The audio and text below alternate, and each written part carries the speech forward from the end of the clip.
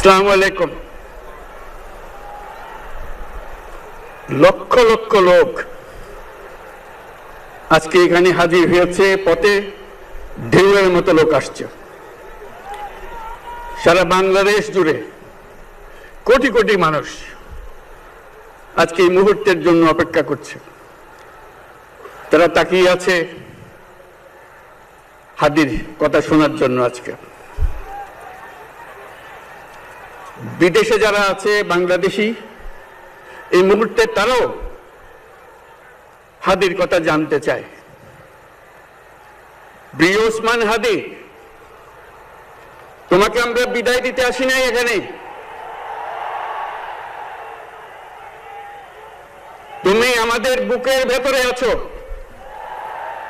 এবং চিরদিন বাংলাদেশ যতদিন আছে তুমি সকল বাংলাদেশির বুকের মধ্যে থাকবে।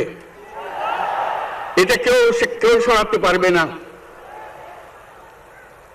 আমরা আজকে তোমাকে প্রিয় হাদি বিদায় দিতে আসিনি। আমরা তোমার কাছে আমরা ওয়াদা করতে এসেছি। তুমি যা বলে গেছো সেটা যেন আমরা পূরণ করতে পারি, সেই ওয়াদা করার জন্য আমরা একত্র হয়েছি। সেই ওয়াদা শুধু আমরা নয়, পুরুষানুক্রমে বাংলাদেশের সব মানুষ পূরণ করবে। সেই ওয়াদা করার জন্যই আমরা তোমার কাছে আজকে এসেছি, সবাই মিলে যে যেখানে আছি। আমরা তোমার যে মানব প্রেম, তোমার যে ভঙ্গি, মানুষের সঙ্গে উঠা বসা, তোমার যে রাজনৈতিক দৃষ্টিভঙ্গি, সবাই প্রশংসা করছে। সেটা আমরা মনে প্রাণে গ্রহণ করছি, যে এটা যেন আমাদের মনে সব সময় জাগ্রত থাকে, আমরা সেটা অনুসরণ করতে পারি। তুমি আমাদেরকে এমন এক মন্ত্র কানে দিয়ে গেছো, সেই মন্ত্র বাংলাদেশের কেউ কোনোদিন ভুলতে পারবে না এবং এই মন্ত্র চিরদিন আমাদের কানে বাঁচতে থাকবে। সেই মন্ত্র বাংলাদেশের বড় মন্ত্র হয়ে আমাদের জাতির সঙ্গে সংযুক্ত থাকবে। তোমার মন্ত্র ছিল চলো বলো বীর চির উন্নত মমশির। এই উন্নত মমশিরের যে মন্ত্র তুমি দিয়ে গেছো, সেটা বাংলাদেশি সন্তানের জন্মলগ্ন থেকে যতদিন সে বেঁচে থাকবে নিজের কাছে বলবে চল বলো বীর চির উন্নত মমশির। আমাদের শির কখনো নত হবে না। সেই মন্ত্র তুমি আমাদেরকে দিয়ে গেছো, আমাদের সব কাজে সেটা আমরা প্রমাণ করব। আমরা দুনিয়ার সামনে মাথা উঁচু করে চলবো, কারো কাছে মাথা নত করব না। সেই মন্ত্র তুমি আমাদেরকে দিয়ে গেছো, আমরা সেটা পূরণ করে যাব। প্রিয় হাদি, তুমি নির্বাচনে অংশগ্রহণ করতে চেয়েছিলে এবং সেই নির্বাচনে অংশগ্রহণ করতে গিয়ে নির্বাচন কিভাবে করতে হয় তারও একটা প্রক্রিয়া জানিয়ে গেছে আমাদেরকে।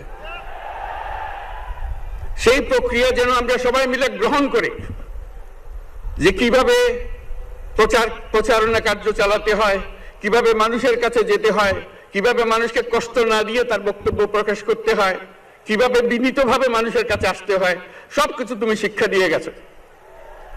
আমরা এই শিক্ষা গ্রহণ করলাম, আমরা এই শিক্ষা চালু করতে চাই। আমরা সবাই আমাদের জীবনে আমাদের রাজনীতিকে এই পর্যায়ে নিয়ে আসতে চাই, যাতে হাদি আমাদের জীবনে স্পষ্টভাবে জাগ্রত থাকে। হাদি, তুমি হারিয়ে যাবে না। তুমি কোনোদিন কেউ তোমাকে ভুলতে পারবে না। তুমি যুগ যুগ ধরে আমাদের সঙ্গে থাকবে, আমাদেরকে তোমার মন্ত্র পুনঃ পুনঃ মনে করিয়ে দেবে। আমরা তোমাকে মনে করিয়ে দেব চলো বীর উন্নত মমশির।